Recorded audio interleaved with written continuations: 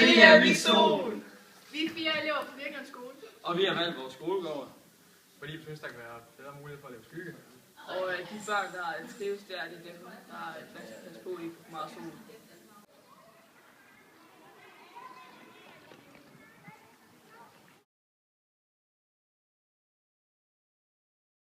Jeg synes, det er en rigtig god idé, og den er også overkommelig rent økonomisk. Og jeg vil også sige, at det er ikke en, vi behøver at spørge nogen om. Og når jeg siger det, så er det fordi, hvis det nu var nogle bygningsændringer og sådan noget, der greb ind i noget, så kan vi ikke selv bestemme det længere. Selvom jeg er skoleleder og i princippet kunne tage stilling til alt på den her skole, så lige omkring bygninger, det ligger centralt inde i det der ejendom i Silkeborg. Så hvis vi skulle til at bygge markiser ud, som skulle skrues på væggen og sådan noget, så kan jeg ikke forholde mig til det. Men det der, hvis vi selv kan finde pengene, så ligger det jo inden for det mulige. Det var også det, vi tænkte. Så synes jeg bare, at I skal køre det igennem elevrådet. Du er jo simpelthen... Den skal I bare komme med som et ønske fra elevrådet, så vil jeg gerne tage godt imod den.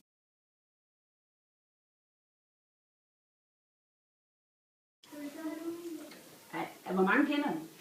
Nej, Fætterlein, han har været med de der i junglen. Parasollerne, der tænker jeg, at vi godt kunne skære hul i flisen og så sætte et metalrør ned. Ja. Så man ikke har risiko for at falde over det. Ja. Det var faktisk en god idé. Og så parasollerne, de kunne komme over til cyklerne og stå over i skuret. Til de lejecyklerne derovre. Ja, fordi det har vi også tænkt, at det kunne måske godt gøre sådan, men det var lidt svært at photoshop på den måde. Ja. Hvad synes du om generelt bare den her kampagne med at sætte mere fokus på det? Jeg synes, den er rigtig god. Altså, jeg har selv mistet en del til kræft. Ja. Og jeg synes, det er noget skrækkeligt noget at blive ramt af, så jeg vil gerne, at unge mennesker får en god forståelse af, at for mig et ophold i solen, det kræver lidt omtanke. Jeg har faktisk også lige mistet en klassekammerats mor her i søndags af kræft. Så vi er også sådan lidt berørt af det lige. Ja, det er klart. Ja. Så vi ved, hvad det er.